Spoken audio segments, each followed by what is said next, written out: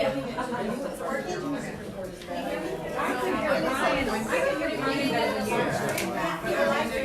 you look back and see what you're saying? Okay, I'll hear you right now.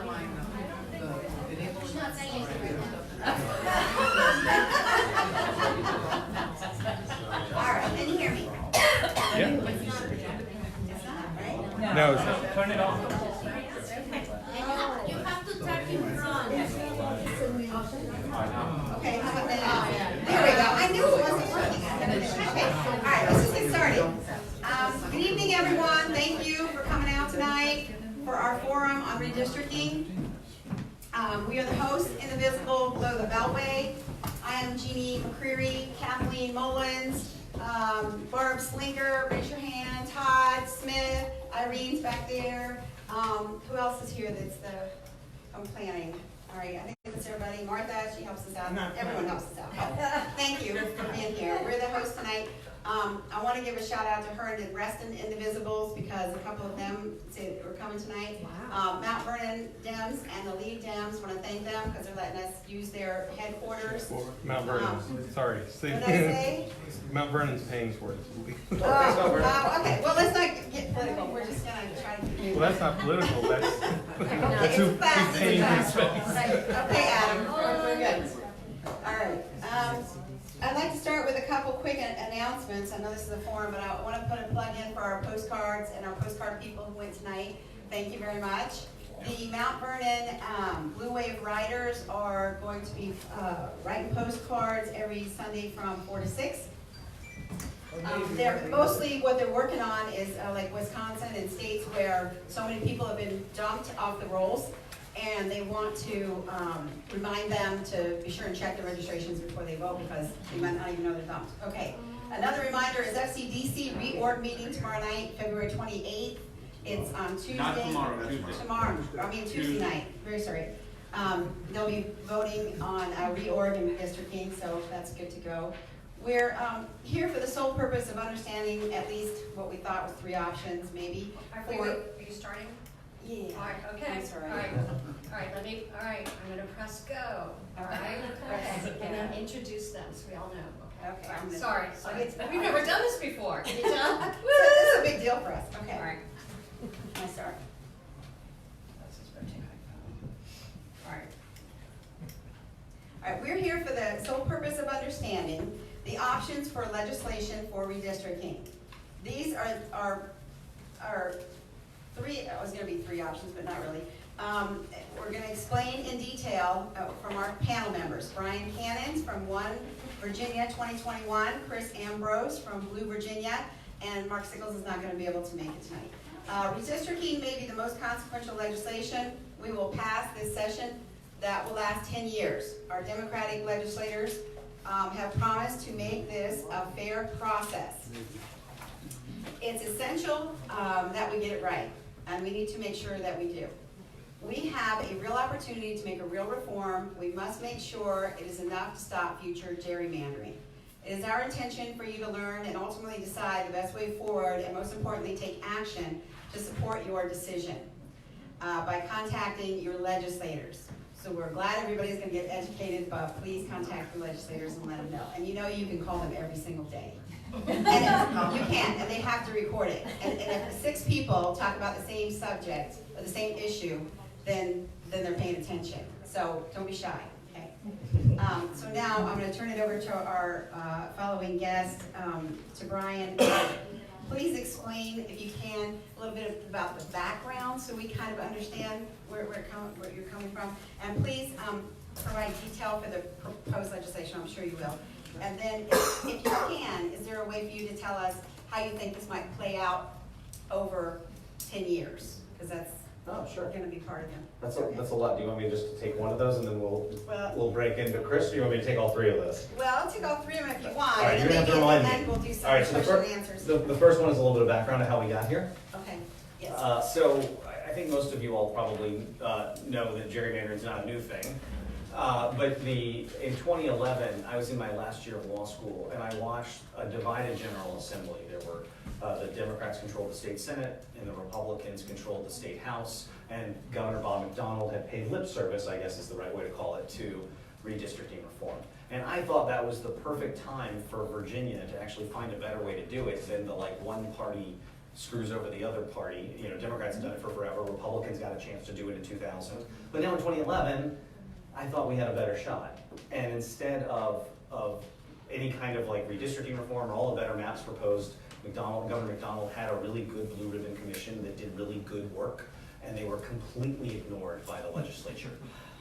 And so what you got was a gerrymander that combined, if you think of the two chambers in our legislature, the House Dems and the House Republicans, and you think of the Senate Dems and the Senate Republicans, three of the four teamed up to screw over the other one. So basically, the House maps passed like 90-something to 7 or something. So the House of Delegates, by the way, it was very clearly a racial gerrymander. The federal court said that. Even Justice Thomas said that.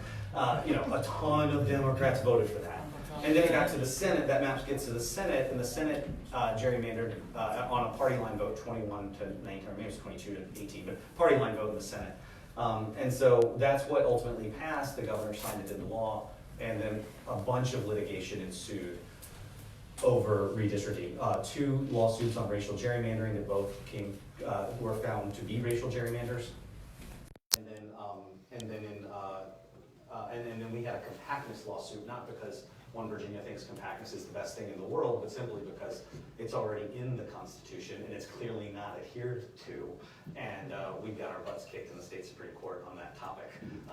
But I can go into that if you all want later, but that's the kind of gist of it. Oh, by the way, the congressional maps, those were not bipartisan. Those were passed purely by Republicans in 2012. So that was just as an asterisk to that. It was weird they were passed in 2012 because they shouldn't have been. They should have been passed in 21 or 11. That was one of the federal lawsuits. One of the federal lawsuits was on that, yeah.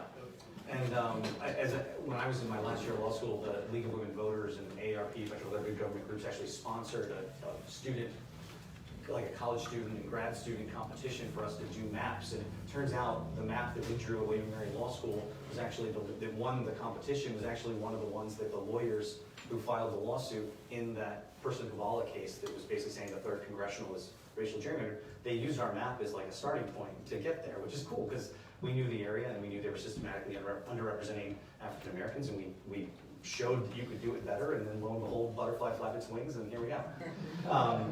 So that's the kind of how we got here. So we've been fighting. One Virginia's been around for 7 years. I've been executive director for about 5 years of it, and we've been fighting for redistricting reform. We've thrown everything up on the wall humanly possible that would move the ball forward on redistricting reform. We have met with a ton of defeat, and we have learned from every one of those defeats as to what can possibly get through.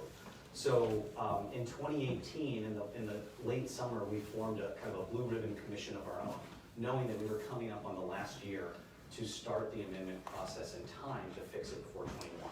And it was a bipartisan group of folks that otherwise wouldn't have been in the same room together. It was former Minority Leader Ward Armstrong. It was former Republican delegate, whose name Paul Harris. It even had Kim Cuccinelli in there, and it had my election law professor. I mean, it was a wide-ranging group of people who all actually believe in redistricting reform and had different ideas about how to do it. But we needed that kind of bipartisan credibility. We put forward what I consider a pretty gold standard type plan, and it died in the Senate, and it didn't even get much of a chance in the House. But what did come forward was something that George Barker and Dick Saslaw had crafted, and they've kind of been frenemies of the movement for redistricting reform for a while.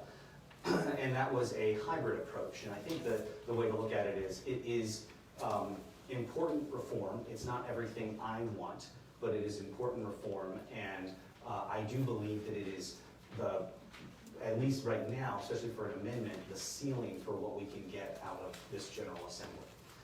And so they passed that. It passed overwhelmingly. It passed 85-13 in the House, and it passed 39-1, technically 40-0, but Bill DeSteph from Virginia Beach slipped and said, I meant to vote no. So 39-1 in the Senate.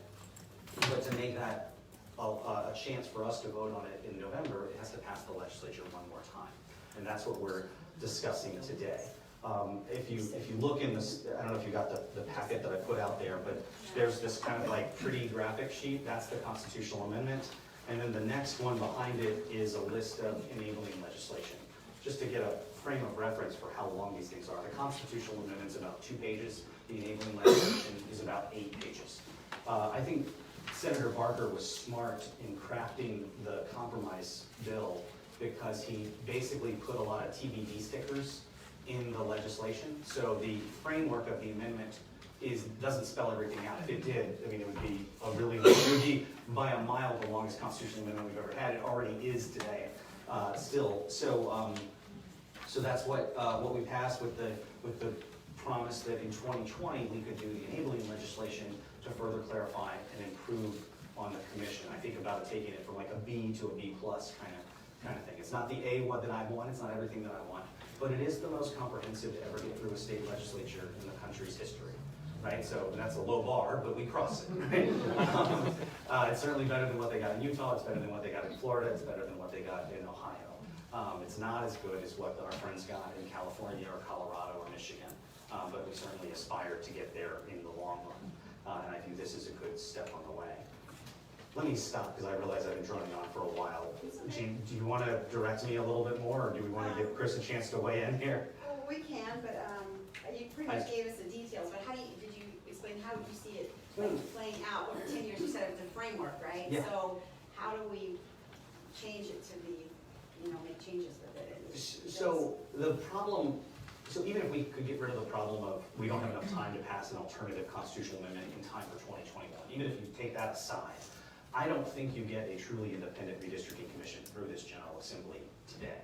And I like a lot of the people that are in the General Assembly, certainly more than I liked last year. But yeah, I figured that's a friendly room to say that in. We will get bipartisan support for this hybrid approach because we didn't go, they'll call it full California and kick all the legislators out. It's a hybrid commission of 8 legislators and 8 citizens. Because of that, we will get bipartisan support for it. I think we could pass a purely independent redistricting commission through the House of Delegates today. I think we could. There'd be some griping, I'm sure they wouldn't get all their votes, but we only need 51. But I don't think we get it in the Senate at all, by a lot. And so the Senate doesn't change again. The next time the Senate will be up will be 2023. So by 2024, when the General Assembly meets 4 years from this month, we might be able to start the process to get a better reform through. And I'm certainly all down for that. I think that one of the things, Chris and I talked a lot, and other people that have disagreed with the proposal we're pushing this year. We all agree on 2031. The question is, what's the right answer for next year? So I think I ultimately think this passes. I think it passes the voters. And I think that it's incumbent on us to be really good watchdogs for the next decade and push for more if we can get it. Okay, for a different perspective, we have Chris Ambrose with Blue Virginia. We can ask questions at the end, so don't worry, let's just let him speak first and then you guys can ask all the questions you want, okay? Thanks. Okay, so basically the problem that I see with this, there's 3 core problems with this amendment. First, which Brian alluded to, is it's not independent, there's not an independent commission. You've got 16 members on the commission, 8 of them are sitting legislators, and the other 8 are people who the legislature put forward to be on it. So it's basically a creature of the legislature. The other thing is the amendment itself contains no criteria at all on how districts are drawn. Well, it has 2 criteria. It has compactness and it has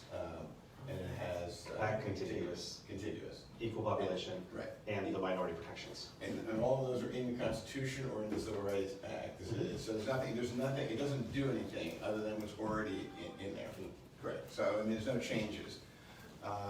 So there's no criteria on how to draw districts in a fair and competitive. Obviously, you can't, racially gerrymander. Well, you can, but it may not be important. Turns out they can. Yeah. You can't. There's certain things that you can't do. They have to be contiguous. It's already in the Constitution. They have to be contiguous. And then it says compact. No one follows that anyway. And to the extent that it's overly followed, it certainly doesn't help Democrats because Democrats live in urban areas. So there's none of those criteria in there.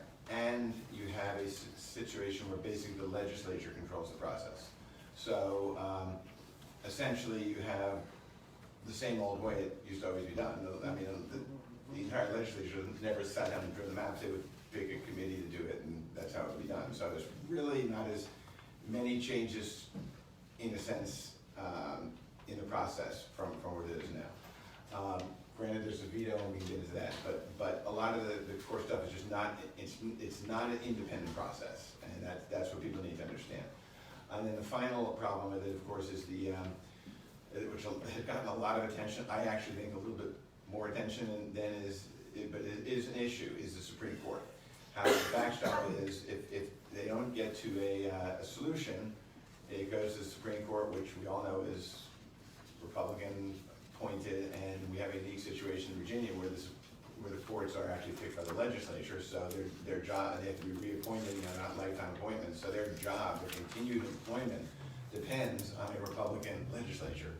And yet, they're the ones who, if the amendment, if the process falls apart and they don't get a consensus on it, and it'll end up in the Supreme Court, and the amendment just basically gives them plenary authority to draw the maps. That's all it says.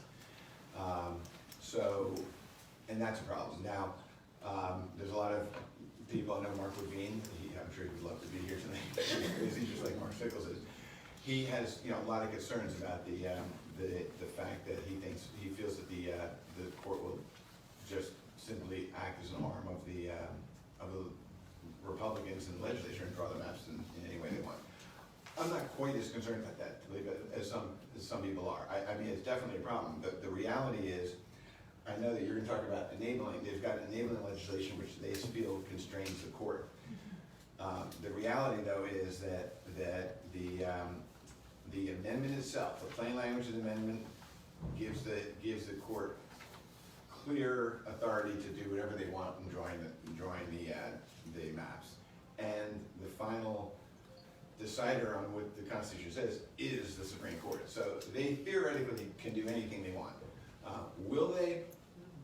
I don't know. But if they really are a partisan, I mean, just taking the other side for a second, if they're really as partisan as some may fear, then we're screwed any way you look at it, because the only thing the Republicans will do is send it to the Supreme Court, and then they'll get in cahoots with the court and draw the maps. There's no way we could escape that. I don't really think the court is going to actually sit down and gerrymander something as bad or worse than the Republican legislature would. So I'm honest on that. But will they be biased? Will biases enter into it? Yes. Could they theoretically do that? Yes. So those are the three key problems. My biggest problem with it is the first, and that is the two previous ones. The first is it's not an independent process. It is ultimately controlled by the legislature. And the criteria, there's no criteria except in enabling legislation, which is good. There's very good enabling legislation. But guess what? If we draw nice fair districts this time, and the Republicans are luckily are blessed with a wave, not from our point of view, but they ride those fair districts to control. In 2031, if they happen to be in charge of redistricting, they can just repeal that legislation and change it and put criteria in it that would tend to favor Republicans. So those are serious weaknesses in it. And I think pursuing legislation as an alternative to the amendment for the 2021 redistricting process is the way to go. You could do a much stronger, more reformed process, and then follow it up with a constitutional amendment for the future. Either way you look at it, we depend on good legislation, whether we go with a strictly legislative solution or with a constitutional amendment, because the constitutional amendment has very little details in it. Either way, we depend on legislation. So I would say let's pass better legislation and do it even better in 2021, and then let's pass a constitutional amendment for 2031 that actually does serious reform, rather than knowingly pass a flawed amendment under the assumption we're going to change it later, because we'll probably never change that amendment again. So those are my, did you have any, just a question? Yeah, questions? Yeah, go ahead. The if it's an amendment, what is it, what are the criteria for undoing an amendment? Same as Pass a doing new one. another two, yeah, pass a new one twice, and, right. So it's much more difficult than simply undoing legislation, if the legislation is. And what you're suggesting, Chris, is that legislation, in the meantime, until we get a chance to really noodle it out, longer period of time to refine the amendment. That's kind of Correct. where you're coming out? Correct. What about you, Brian? So I think what Chris said, which is interesting, is let's imagine a world in 2031. Forget what happens in 2021, but imagine a world in 2031.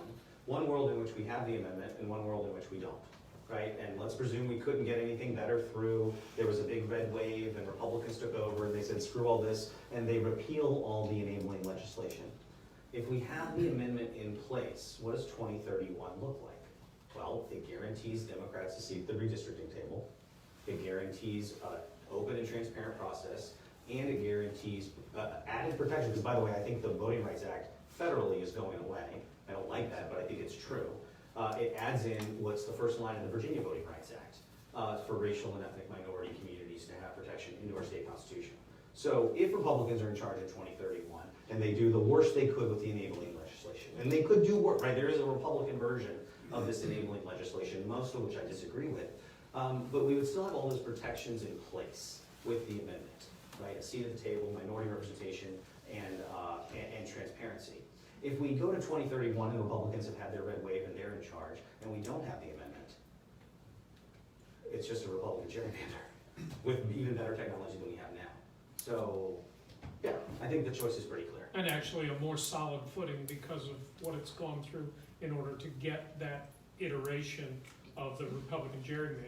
If, as you say, a red wave were to happen, then having gone through all that and then getting back to where you were, it's more solid than it is today, let's say. Yeah, I think it's Just easier because to of the build on this process. amendment if we could put it in than build later, and I want to build. Than it would be if Democrats back out on this deal, the Republicans are going to say, hey, you guys had a chance for fair districts. It was totally fine with you in February of 2019, and now all of a sudden you're in charge and you forget about your principles. I mean, that may be not a fair characterization, but that's what's going to be said, and the Republicans are going to be like, screw this. Politicians forgetting. I know, it never happens on our side, never happens on our side. So I have a question also. You know, the idea of, well, let's have better legislation is an attractive one, but the question is, are the votes there? Is anybody working on this legislation? Are the votes there? Yeah, it's very, I mean, Ryan's gonna have a better handle on it than me, but there's several versions out there, and there is, and I mean, there is a pretty good chance of it passing the House. Not sure anymore, but, Which Well, one? yeah, What well, is it? we'll see, well, and I don't think any, see, here's the thing, there are several versions out there, and I don't think any one of them is gonna pass. I think Cia Price's bill will be the vehicle, but it's not gonna pass as it is. So, So that concerns me. I mean, I love the idea of better Well, legislation, okay, but I know if where the you're votes going aren't with that. there, I know where and you're there going are with the that. votes That's there the for reason, the amendment. we've always said that at least my view is, and I'm not, maybe some people don't agree with this with me, but I would even acknowledge that the amendment is better than nothing. Yeah. Okay, Okay. I will even acknowledge, there's other people who don't agree with me, but I would say that it is. But you can easily vote on, if nothing, I mean, the amendment is going to be like the last thing. I mean, I don't really know where it stands now, but that was the strategy. Yeah, it's not gonna pass soon. Right, so. So there's the yeah, possibility so- in the so meantime. Right, so let's just say some really good alternate legislation comes forward, it passes both houses, everyone's fine with it, then you don't need the amendment. Unless you have a shift. Sure, you don't. But the other piece of this is, passing, and this is the other thing tricky, is passing the other constitutional amendment. It won't go effect for 2021, but you want to put it in legislation for 2021, because that's the only thing you can do for 2021, and you take that same concept and you pass. And then you get it in, yeah, right, And that's kind of kicking the can down the road a little. And presumably we pass Yeah, this a up. decade. Yeah, I mean, it's a lot to do in It a is, legislative yeah. session, but those are that would be the ideal. I have another question, which is, you say that in 2031, at least Democrats would have a seat at the table. Is it really a seat? Like you were also suggesting that the Supreme Court, potentially a Republican-appointed Supreme Court acts as a backstop so that in fact the Republicans control the process. So then that seat isn't really a seat because you're cut out. In some sense. So let me say that I think by the time we get to 2031, the court's appointed majority Democrat. Yeah, you know, So well, you know, there's like it 5 could go appointments either up in way. the next It could go couple either of way. years. But I also don't think, and I think Chris and I largely agree on this, I don't think those folks are party hacks. For what I know of the state Supreme Court, they want nothing to do with redistricting reform. And if they were party hacks, last Friday, they would have told Ralph Northam to shove it on the protections for the gun rights rally. Right, and if they were party hacks, they would have told Dick Saslaw, when we filed a lawsuit trying to bust open legislative privilege in our compactness case, Dick Saslaw and the Democrats in the Senate asked him to be held in contempt of court so that they could appeal it up to the state Supreme Court and stretch out legislative privilege to keep all of their redistricting documents from 2011 private. We were in litigation with them trying to force those to be public. And if the court had been a bunch of partisans, they would have ruled in favor of us, and we got our butts kicked. We lost unanimously. So, as someone who's lost before the state Supreme Court, those guys don't want to deal with this. Okay. The one thing, I mean, I don't have a problem with the court handling as long as it has guardrails. Yeah. And the amendment doesn't give them any guardrails. I mean, for example, that they should be, if the commission puts together plans and the legislature cannot come to a consensus on a plan and it ends up in the court, there should be parameters right in the amendment, something to the effect of, when we talk about a special master, using a special master, but they should be working off of the plans that were put together by the commission. And so the only thing they would do, that would be their starting point, and then they would tweak them, or maybe even one that was Can't you do that rejected. in the enabling legislation? You can do anything in legislation, but the Supreme Court, as long as the Constitution just says, which it says, the Supreme Court shall draw the districts, technically speaking, the court can do whatever they want. But I would think that they're going No, they to, The entire code of Virginia, the whole law, the 800 pages of the laws of the General Assembly dictate what has to be done. There's only, Not something like that. I've spoken to several lawyers about it. There is division, but the Constitution trumps the law, as Delegate Levine says, when there's a conflict. But saying that this court shall establish the districts, and then saying how they shall do it, it's done in the Code of Virginia all the time. I'll say if you're looking for validations on this, because I do think that the way I look at this is like a 90-10 question in law. There's 10% chance that Chris is right. I think 90% chance that the court's going to follow the law. That's kind of who they are. They're small c conservative as well, by the way. They're not radical judicial jurist kind of thing. But one of the things that I have, and you've got in your packet, is a op-ed in the Roanoke Times. From Greg Lusick, and Greg is on my board, and he's been a pain in my ass for years, and I love him, but man, he's a tough nut to crack. But Greg spent most of his career in the Attorney General's office as the head of litigation, and then he spent the last 10 years as the chief staff attorney to the state Supreme Court. Greg knows that and has forgotten more about that institution than I've ever known. And he says clearly we can bind the state Supreme Court. He's had private conversations with people that would matter that have said the exact same thing. But I think that if you're looking for other validators, I was having coffee with Claire Castanaga of the ACLU, and she was saying, Brian, I like your amendment, but I don't love it.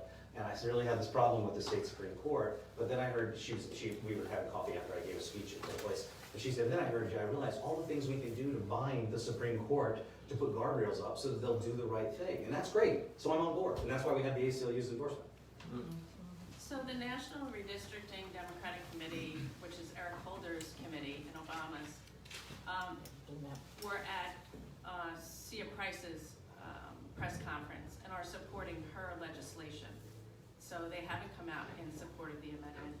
There's also a representative from the Brennan Center who was there and said, kind of thanked and said, yeah, the amendment goes so far, but Chia Price's legislation goes further, and so we are supporting that.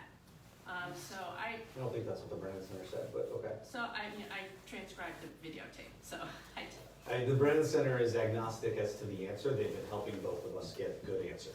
So I understand. So I'm really more concerned about being Republican gerrymandered in 2021 as opposed to looking to 2031. And if Eric Holder has been in here for 3 years trying to make sure that we're not going to be gerrymandered and he's for Sia Prices, why should we be looking towards the amendment versus Sia Price's legislative solution? So I have two answers. One is they didn't name it the National Good Government Redistricting Group. They named it the National Democratic Redistricting Group. I would love to think that they would fight for fair maps everywhere, but they don't. They don't fight for them in Illinois, they don't fight for them in Maryland. They're a partisan organization, and I agree with a lot of what they're doing, and I'm grateful that they've come and helped elect good Democratic candidates who support reform, but they're not the National Good Government Redistricting Organization, despite all the very lofty things that I think that Barack Obama and that Eric Holder have said about this. Their staff is a different beast. Their staff is built to fundraise and campaign, and they're really good at it. The other part I'll say to this, Joanne, is that this summer, we put together a group of folks, and I said, hey, look, there's a lot of TBD stickers in this amendment. It's not everything we want, but we want to take this framework and make it as good as we possibly can. Let's make sure in every way we can with legislation that we can make sure there's diversity on the commission, that there's equity in the process, that we're protecting communities of interest, that we're doing as much as we can on transparency, and that we're making sure that if it gets to the Supreme Court, it gets binded up here. So we pulled together some of the best legal minds nationally we could on this. The Brennan Center for Justice, including Yuri Rudensky, who was there, Campaign Legal Center, and Common Cause. And we said, carte blanche, you guys do this. Write it as if the Democrats are going to win, because that's what we thought was going to happen. And maximize those good government principles and beliefs that the Democrats have while trying to minimize the downside of partisan gerrymandering and kind of the chicanery you can see when anybody controls the redistricting process in a smoky back room. And they did, and they got really good work. And then later in the summer, they sent it over to the NDRC and asked for comment. And they said, we'd love for you guys to look over this. Have your lawyers look over this. If you have good ideas of ways we can improve it, please do. They never got us a single answer, ever, the whole darn time. Which lets me know they're not that serious about policy and governing, because they haven't been. They haven't been involved in the process 3 years ago. You said they've been here 3 years. They've only been here 3 years helping people campaign. I'm grateful for that. But they're not engaged in redistricting. But I will also say that, importantly, on our amendment, they said nothing negative. And that was a very strategic move for them. They're happy to support Sia Price's legislation. I think that's fine. I think if everything goes well, her legislation is really not perfect, but pretty good. But they didn't say anything negative about ours, and I do think that's an important distinction to have. But I will say that we tried to work with them, as we have with a bunch of other groups, and they basically said, we're not interested. The other issue I have with the current commission that would be in the amendment is that we already know who the players would be at the table picking the citizens, et cetera. So one of those people is going to be the minority leader in the House, who happens to be Todd Gilbert. And so Todd Gilbert is an ALEC legislator. He was at their annual meeting in August. Part of their meeting was how to act as if you're being a bipartisan, but it's really to make sure that you're going to end up with gerrymandered maps. So the fact that he will even have his finger in how we pick and people, I really don't trust. He would have a hand in how Sia Price's legislation would be picked too. Not picking Yeah. a quarter of it, Yeah, he would. not a quarter of He it, would be picking an eighth of it in ours, but yeah. You're picking 2 seats. not 25%. Could you Right. explain what Sia Price is proposing? She proposes instead of a 16-member commission, it is 11, and it consists of 4 Democrats, 4 Republicans, and 3 unaffiliated voters. None of them are legislators, which is good. On the other hand, I mean, I have some Legislators issues. choose them. But well, I mean, they choose 5 or 2 of the, it's 4 and 4, right? Yeah. So it's just that they each choose, Read it out loud because I believe there's a public audit function in there for picking. right? And it's not No, but the only thing that ends up really doing is, first of all, they pick four of the, I wish I just read the legislation, it was a couple of weeks ago, but correct me if I'm wrong, they pick two in the House, two of the Democrats pick two in the House, the Democrats pick two in the Senate, the Republicans pick two in the House, and the Democrat, right, and there's your 8. Yeah. No, they pick one each. That's right, they pick one each. Yeah, you end up And with then- 5. And then one of the unaffiliated is drawn randomly by the auditor. And then those 5 people pick the others. So it removes it from the legislature, but the reality is the legislature still has a lot of influence over it. It's better makeup, I believe, than the commission and the amendment, but they still have a lot of influence over it because they're picking 2 of the people, and those 2 people are the ones picking the other people. And the unaffiliated voter who's on there, so it's one random guy, and the other people are picked by, he really has no, he just gonna, he has no influence at all. Or all the influence. Do- Or all the Or influence. all, you're right, if they're divided, correct, it depends, if they're divided, but what happens, and one of the things that I haven't mentioned, is one of the problems I have with both of these, but especially the amendment, is that I mentioned before how basically it's still controlled by the legislature. So, what happens is, gerrymandering, we like to focus on, and we should focus on, the really horrendous partisan gerrymandering that totally disenfranchises a whole party of voters.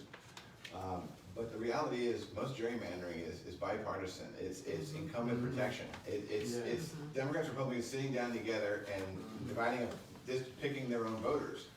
That's how it is. And so when you put them in charge of this process, you just have the same thing going on. It won't be, it's true. I don't know if I agree with the idea that most is bipartisan. I mean, think about Maryland, Pennsylvania, North Carolina, Michigan, Virginia as it was. Wisconsin. No, I'm not saying. All the lawsuits I know The are really, partisan except ours. because the ones that are partisan they're the worst. Okay. They're the most Yeah. egregious, but it's still pretty insidious, and they really should be removed from that process, so, and I think you agree with that. 100%. I'd love to get all the But legislators out of the room. Do you have a But could bill I- number for the price The legislation? bill number? Does somebody have? 1256, HB 1256. I'd like Chris to respond to, because I'm feeling very frustrated, of saying, where have you, everybody been before 2019? Because it's like, some of us have been working on this since 2005, because I realized no progressive legislation was gonna get through in Virginia until we fixed this problem. And I was very frustrated because in 2011, I testified before the McConnell Commission, I testified before Janet Howell's, show, whatever, let's listen and pretend we're gonna be open to the voters, and then they go into the back room and they do whatever they want. And Dick Saslaw's attitude all throughout the last decade has been, there's no good gerrymander except a Democratic gerrymander. And so we got to this point, and everybody could have opposed his legislation, his version of the amendment in Barker's, but no, we didn't do that because, how's it? And now that we're in control, suddenly the thing that became the result is not good enough. And you all could have been involved, Nobody- a year even ago, the- and you weren't. even And the so, and my legislature- view is, give it a try.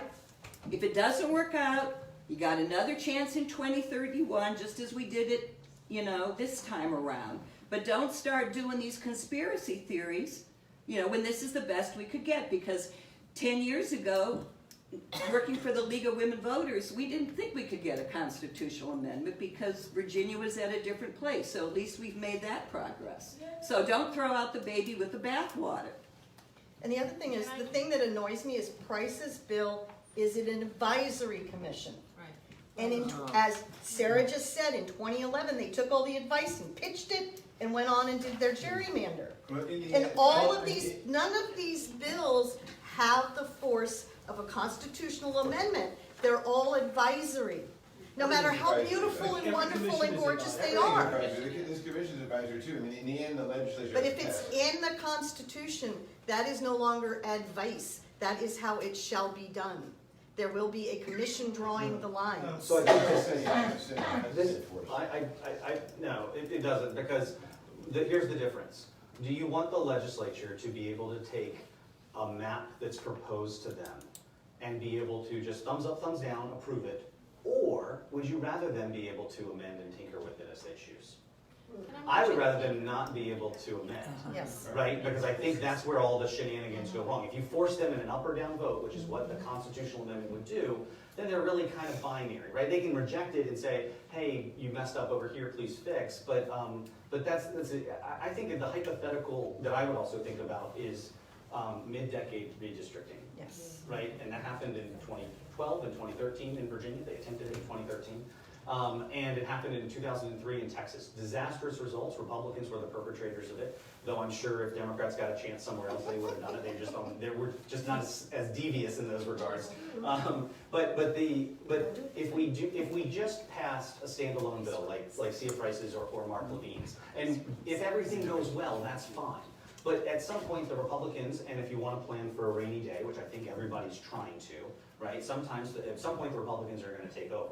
If we only had a bill, they can just undo it, and they can immediately gerrymander in 2025 if they wanted to, right? Whenever they take back, they can do it there. And I would love to think that our current Constitution says they can't. It does not. It says the legislature shall redistrict in years ending in 1. But it doesn't say shall not in years ending in 2, 3, 4, 5, 6, 7, 8, 9. Right? And they have taken full advantage of that and tried to do it. And I don't often compliment the gentleman, but former Speaker Bill Howell actually stopped. If you think about it, on Martin Luther King Day, when Obama was being inaugurated in 2013, the Senate was divided 20-20.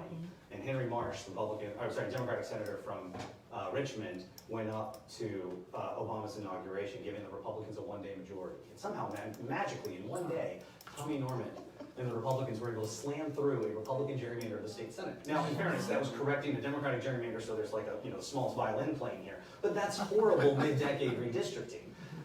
And the only reason it didn't, because otherwise the Republicans had like 66 seats in the House and they had a governor's mansion, this thing was going to sail through, was that Speaker Bill Howell said, this is not the right way to do it, and he stopped it. But it wasn't illegal what was happening. And so if you go to that mid-decade redistricting threat in Virginia, and you look at a world either with the proposed constitutional amendment or just a bill that we really like, may even be better on paper, the Republican can just undo the bill on paper. They can't undo the amendment. So, to mid-decade redistricting, they have to go back through this commission, and they have to even constitute, which I don't think it's practical or possible. Can I point out one thing on Sia Price's bill? Because there's fear about the SCOVA being the final arbiter. In her bill, it says that if the commission fails to submit a proposed plan, the district shall be established by the General Assembly. So it's a blue map. Is that going to be better? No, it's a blue map. She's asking for blue map. If the blues are in. I mean, all of the. In 2021, they more than likely will be. Her bill requires the up or down vote, like you're saying, on the maps. Ask for it, I don't think it can require it. Because a bill has to go through the legislature. The amendment, the state constitution presently says that any bill has to go through the committee process. So they could give it an up or down vote, but it also could get through, it has to go through a committee and they can amend it. There's nothing in the constitution, or the bill that would take that away. I don't know, I mean, the key is, the real thing that they can do is if they reject it 3 times, then they're allowed to amend it. And I've heard that, I originally agreed with you, but from speaking to a few people, they've said that legislation will force them to vote 3 times on maps. Sure. Right.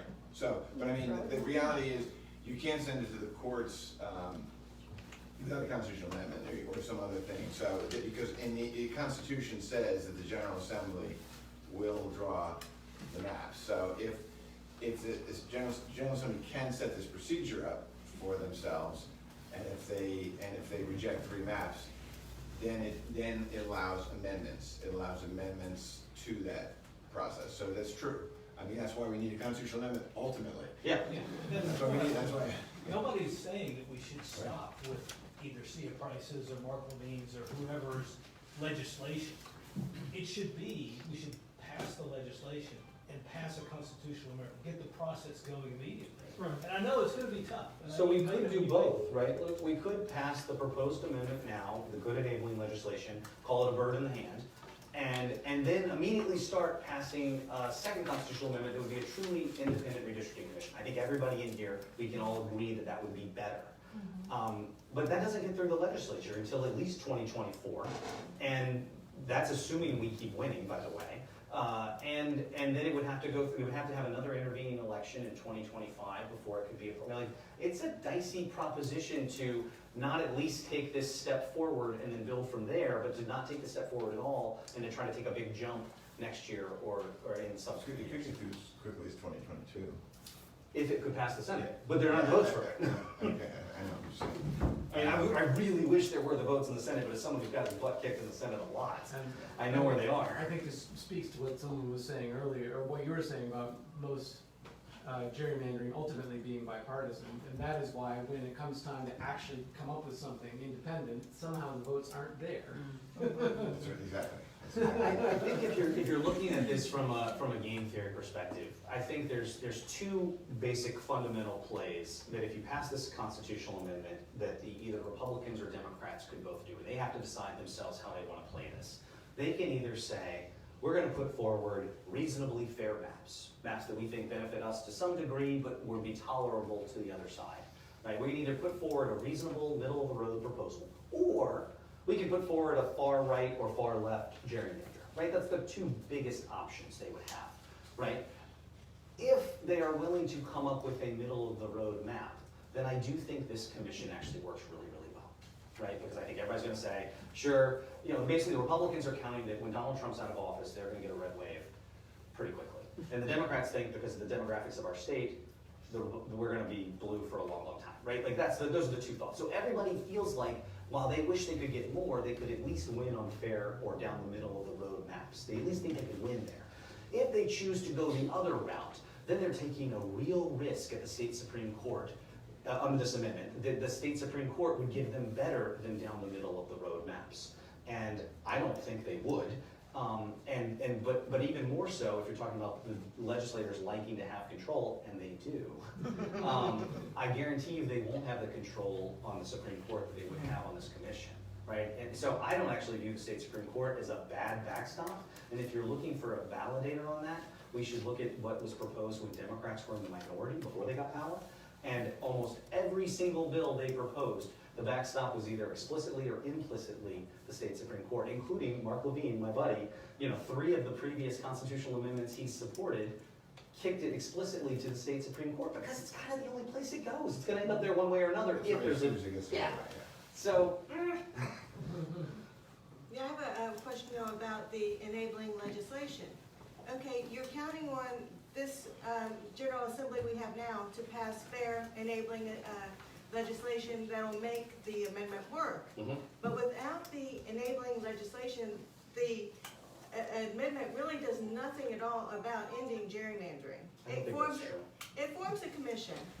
That's the key thing. That's what all of the details in it are about the commission.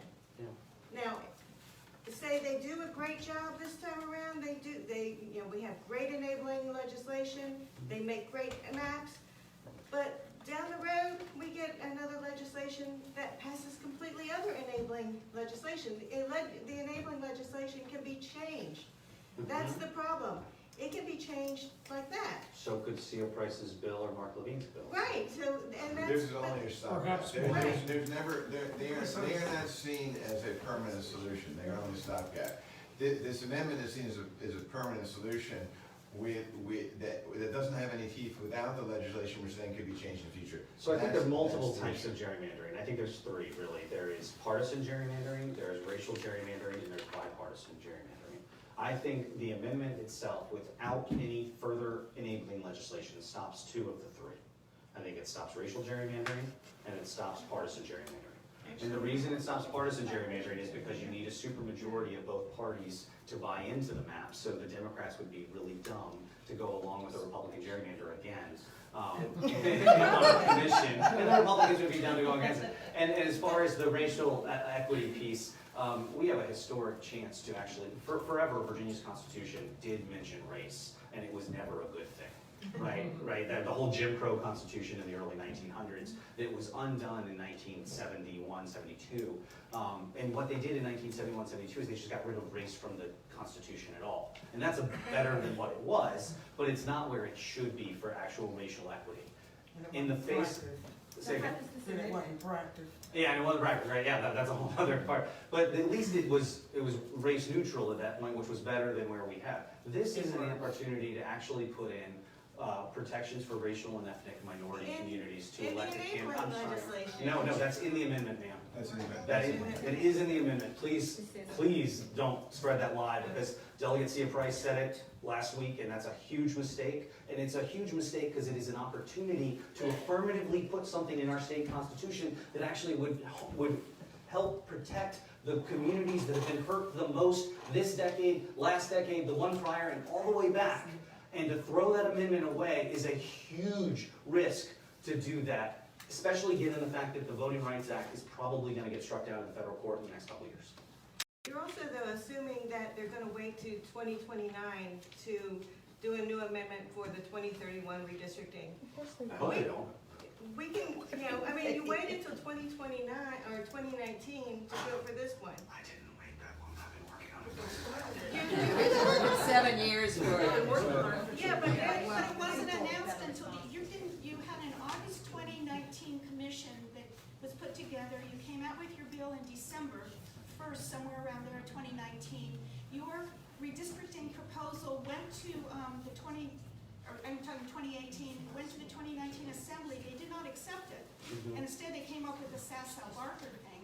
The Sassow-Barker thing was kind of thrown over at us at the very end of the legislature. Most people felt they didn't have a chance to read it. Well, that's not my fault. Legislators No, don't I'm read not their. saying That's a whole nother comment that I can't really actually say. The work that you did essentially is not in this Barker-Sassow one. That's And the commission that you had started August 8, 2018, if I'm reading your website correctly. So we had proposed plenty of independent redistricting commissions since 2015 was our first legislative session. So we had been throwing stuff at the wall for years to try to figure out what stuck, what we could get, and learn a lot in defeat. Right, so again, there was defeat because the Sassow-Barker one took over from what you had proposed. You had a fairly different proposal in 2019.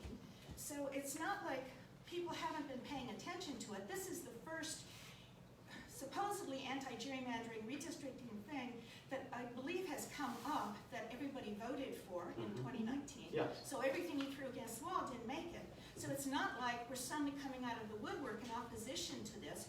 This is the first time that we've seen it. It's on its second read. The second read is the time to pay attention to it and to reconsider it. Well, I mean, And that's what true. we're doing. We're The reconsidering Herman it Reston has for been other very things. consistent they opposed our original redistricting plan, so that wasn't perfect enough for them anyway. So like, there's a degree to HRI. I love all the work that you guys do, except on this. It's really frustrating to work with a group that, like, even the gold standard plan that now Democrats are saying we should have wasn't good enough for. So that's a little bit of that. As a former member of Virginia 2021, someone who used to go to the schools and hand out things up until the commission of August was done, I was well educated by you all. I thought you were a great organization. I'm frustrated at your sponsorship of the amendment because I was solidly into the anti-gerrymandering. I really thought you did a great job in educating. But your sponsorship of this amendment is, I feel like you're going against the principles of what you came up with. I wouldn't December spend of 5 years to 2018. do that, to sell my principles. You know, it's not like I'm doing this to get No, rich, I and it's don't not like I'm mean doing it you. because I don't care. No, but think about it from what you're saying about what I'm doing here. And I want to assure you that I'm not selling out my principles. But I'm you're trying to saying get. that HRI is selling out theirs. No, I did not say that either. They didn't like our original one because it wasn't good enough, is what I'm saying. I want to get the most reform humanly possible in Virginia for 2021 with the minimize all the risks that exist. I don't think we can completely eliminate the risk. I surely wish we could. I would wish we could move the legislators out and do this with a computer and community members only. But that's not what's possible. I want the most possible, and I'm telling you with all the fiber in my being that I have been fighting for years on this issue, that the amendment and the enabling legislation with all of our community engagement and work to make sure we hold them accountable, and we'll be able to because it'll be transparent, is the best we can get in the near term. I certainly hope we can get more in the long term, but it's not available. And we're actually disagreeing with that. And so it's two different organizations having two different concepts. And I think that opinions are viable on both sides, and I think what's difficult about redistricting reform, and I agree that vote opinions should be listened to. It's hard to propose alternative legislation. And if you look, I was really thinking that Delegate Cia Price was gonna propose something that I thought I was gonna be blown away by. I was underwhelmed by that. Not only, just take the fact that it's not an independent commission, that it's just only advisory, like, take that off the table. But it wasn't that good, because it's just not that well thought out. It's got 4 Republicans, 4 Democrats, 3 independents, and you only need 7 votes to get it. So you could have 4 one party, and the 3 independents team up and screw the other party. Or you could have the 8 partisans team up and forget that the independents are even there. That's not smart. You should require at least 1 vote from each block. And I think it just goes to prove, oh, and by the way, her enabling all the criteria is just a version 1.0 of the stuff that we sent over to New Virginia Majority to get their help on, the same way we asked NDRC for help in the late summer. So that's what it is. They just cribbed our notes. It's why Cia Price said it's about the same when it comes to criteria. She agreed to that. I do too. I think it's pretty good. I think the auditor thing's a little quirky. We worked that out in ours. But it is hard to propose good legislation, and I think that's what's happened in the conversation we've had broadly in Virginia here, and I welcome the conversation. But what you've seen is we've put forward a less than perfect proposal, right? I think every constitutional amendment is a perfect proposal. Yeah, no such thing as a perfect proposal. And I think every amendment, by the way, ever in the history of ever amendments, is flawed. It's not just one Virginia's amendment that's flawed. Our original proposal wasn't perfect either. But what we put forward, and then folks threw bombs at it and said, oh, it's not good, or oh, the Supreme Court and demagoguing of our state institution. And then you get other alternative proposals, and you look at those, and you're like, well, those things have warts too. And they've got actually bigger risks in some cases than the others. So I haven't seen HRI put forward an independent commission that they think would be better, or, and this is more important, not only could it be better, but could it pass? And that's the world we have to live in if you want reform. And I'm not willing to throw away the transparency, the citizens at the table, and the minority protections that are inherent in this constitutional amendment because the rest of it isn't perfect. I'm not willing to throw it away. Just on the question of transparency, I know there's going to be 3 meetings, et cetera, but in Florida, which had reform and had 26 open meetings, they still got a Republican gerrymandering. Yeah. So there's no guarantee for having 3 open meetings to guarantee a non-gerrymander. Yeah, our enabling legislation has 12 at this point, but yeah, no, you're right. Public meetings do not stop a gerrymander. Not at all. And the problem with Florida was they just kicked back to their legislature to approve. That was the problem with Florida, right? So I don't want to kick it back to the legislature. I'm very much trying not to do that. There's no perfect guardrails when you consider the compactness, which is in the Constitution, still doesn't get adhered to. I mean, Yeah. What else can you know? Yeah, and at some point we do have to trust the court to follow the rule of law. And at some point we have to trust people that if we can watch them, that they will do a better job. And I will say that I've studied a lot of other commissions around the country. No commission is perfect. California is probably about as close as it gets. They really found 14 amazing citizens from all over the state, from all over the political spectrum to do that job. I'm blown away by that. But even way less than that gold standard out in California, those commissions produce better maps. Better maps in terms of keeping communities together, better maps in terms of producing more competitive districts where they're warranted, and better maps including minority representation and the resulting election of women and minorities to office at a greater rate than under the previously gerrymandered state. So it doesn't take a perfect commission to be better. I have a comment that it sounds like the perfect is the enemy of the good. My question is, in terms of sequence, what are the chances of the amendment as it is written now passing? Well, for what it's worth, the amendment can't be changed or it dies. I think it's, I mean, considering the shitty odds we faced in the General Assembly prior to this year, we are facing the best odds ever. I think we're probably looking at 75% passage of this amendment. Okay, and then I'm trying to figure out how the amendment would have to pass before or in the legislature. It goes back to the. When would the enabling legislation, when does it make sense to? They should do that first. That's got to pass first. Oh, okay. We wouldn't get the votes for the amendment if the enabling legislation wasn't in place. Okay. And I think they should sequence it that way. I think Okay. that's right. I think you'll see the week of the 3rd. Not enabling legislation, it really would be a disaster. Yeah, okay. And Yeah, when we you don't- When is that? I think the week of February 3rd is when these bills will be heard in the General Assembly.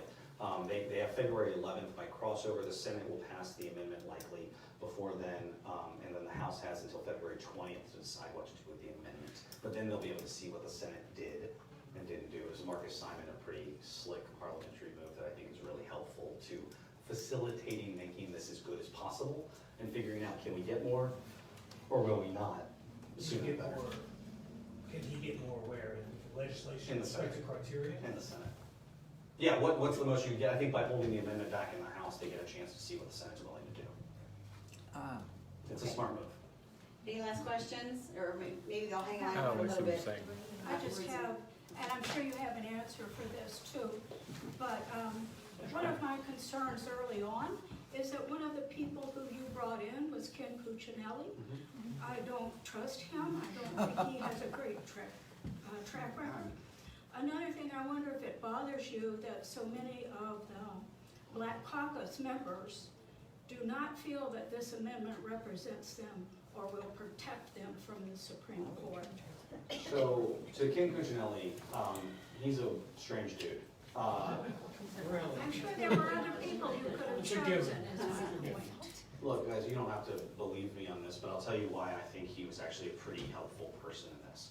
He was a former state attorney general who presided over the last time we had redistricting in Virginia, right? So he helped, his team helped write the brief that went up to the Obama Department of Justice and was signed off on as okay, even though it shouldn't have been signed off on as okay, but it was signed off on. He knows this issue.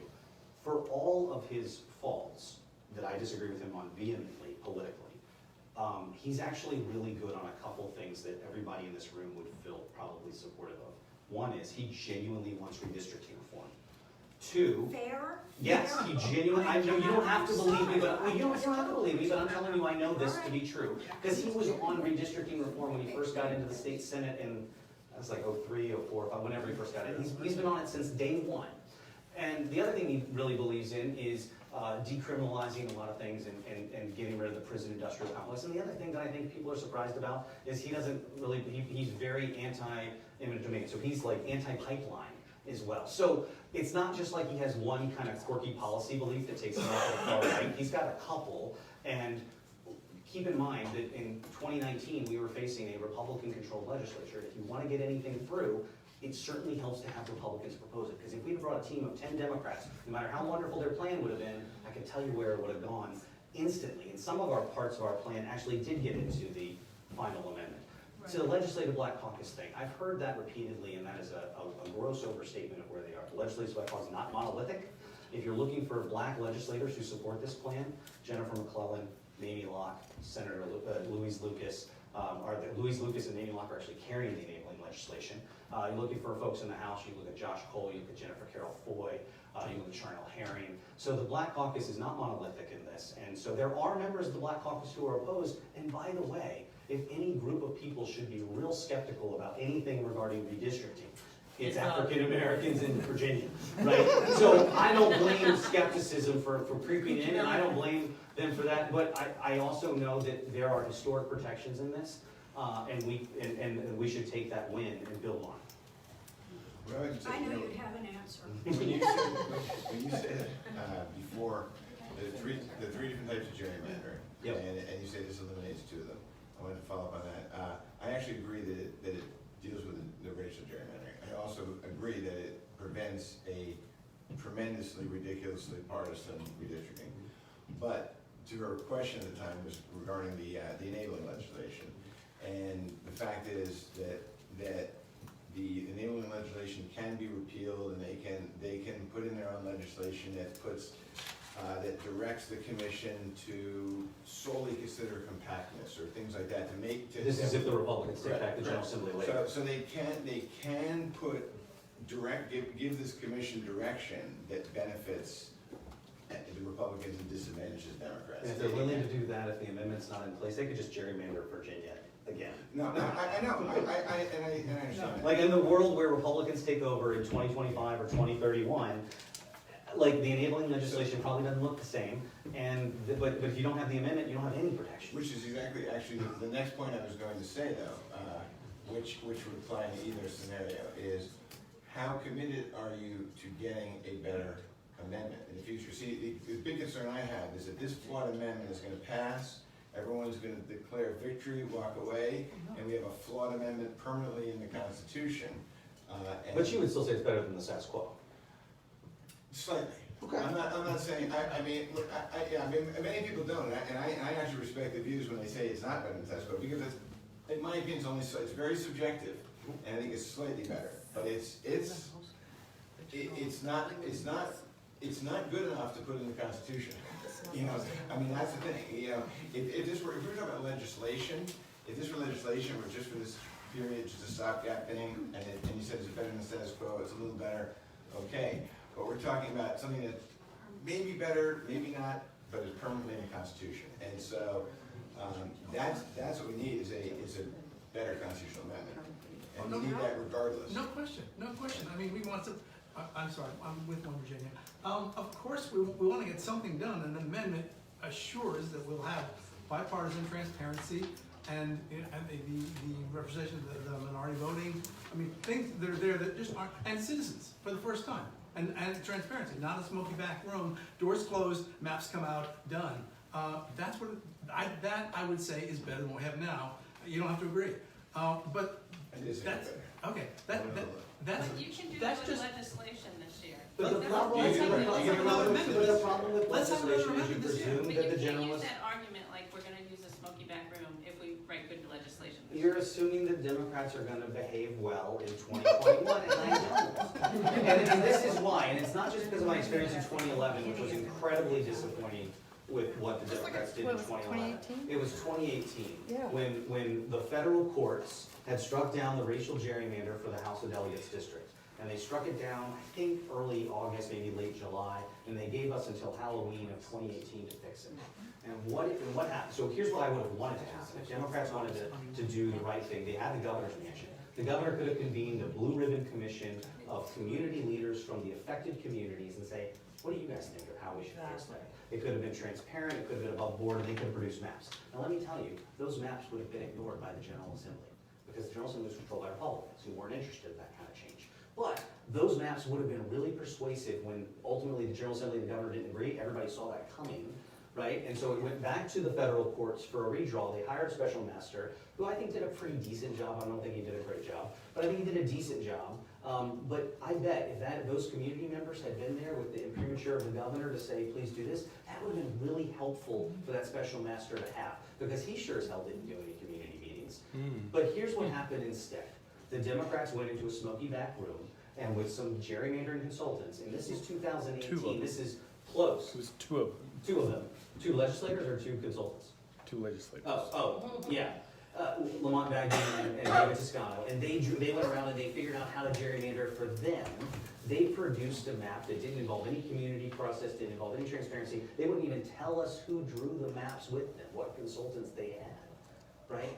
And they produced a map that New Virginia Majority called out as nothing but a racial gerrymander, and I think they were 100% correct. The Republicans did similar, but for Republicans, it was just a disaster.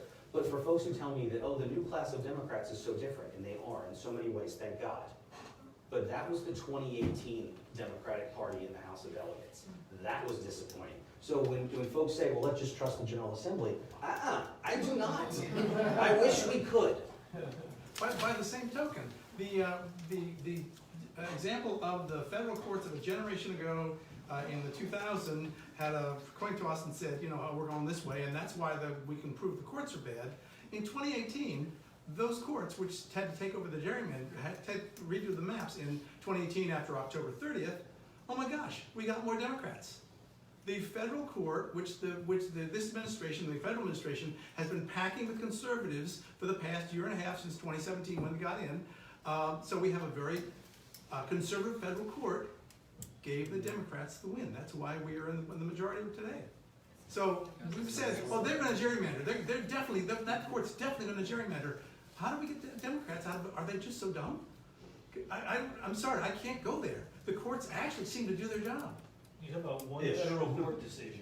Yeah. In one case, that proves that all Actually, the federal courts are Well, ignoring. didn't Mark Levine say that, oh, in 2000, the Bush v. Gore, that proves the federal, I can't trust the federal courts?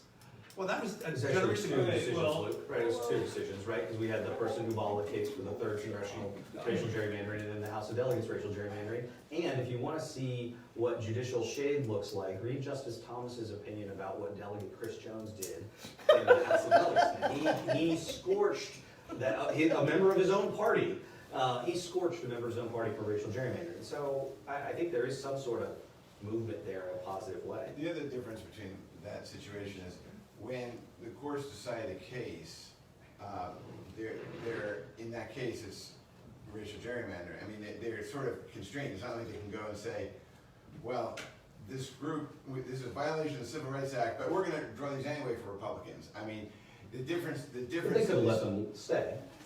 True, but in this case, you know, it's being turned over to the General Assembly with pretty broad discretion. I mean, I know the enabling legislation, and I actually believe they will follow the legislation, but I believe they'll follow it because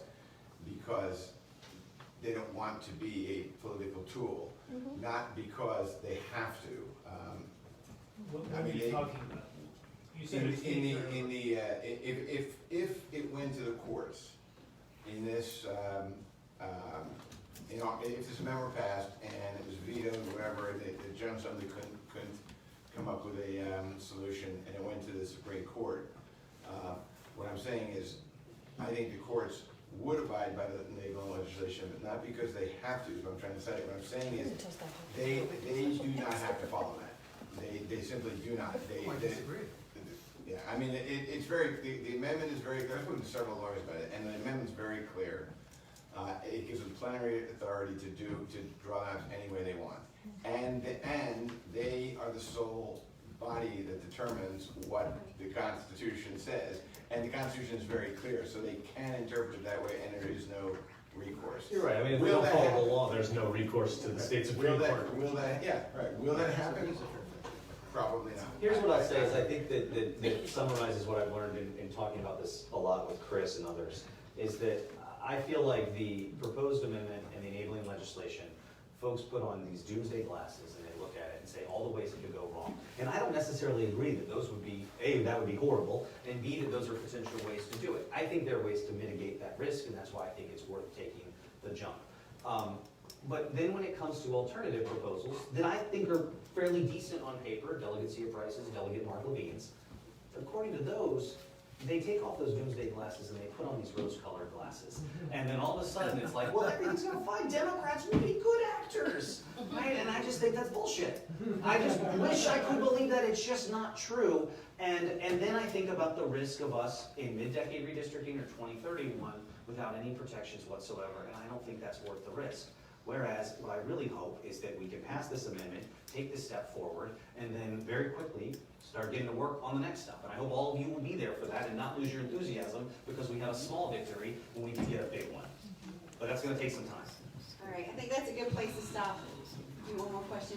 Yeah, just Okay. for us, One Virginia advocates, I mean, Mark Levine is my delegate and I've talked to him, but not gonna talk to him anymore because but who? I talked to him enough for you. He talks you to death. But who else should we be trying to influence? I'm going down to Richmond I next think year. that guy's pretty powerful, the guy who's supposed to be here. And I am, by the way, the House of Delegates, I'm sad that Delegate Sickles isn't here, but they've had a hell of a week. Yes. Right, I mean, just Monday was probably a year, aged them all by a couple of years anyway, and then they're just dealing with a ton of legislation, they're just boom, boom, boom, boom, boom, boom, boom. Those folks are really exhausted, so honestly, send them care packages, is what you should do, because they're doing really, really good With work. lots of One Virginia literature in it. Yeah, wrap candy bars in the amendment. I think we need to thank our panelists.